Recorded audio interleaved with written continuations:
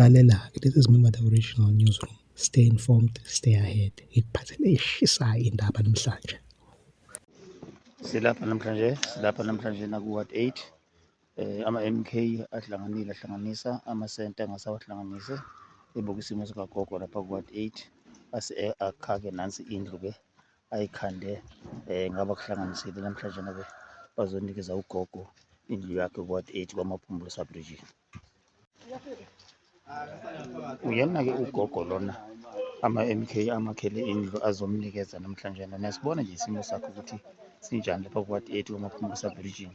Uyena-ke ugogo lo ama-MK athi uma efika abona isimo esingesihle asehlanganisa imali ukuthi amakhele indlu ukuze izulu uma lina akwazi ugogo ukuthi abe nendawo yokukhosela.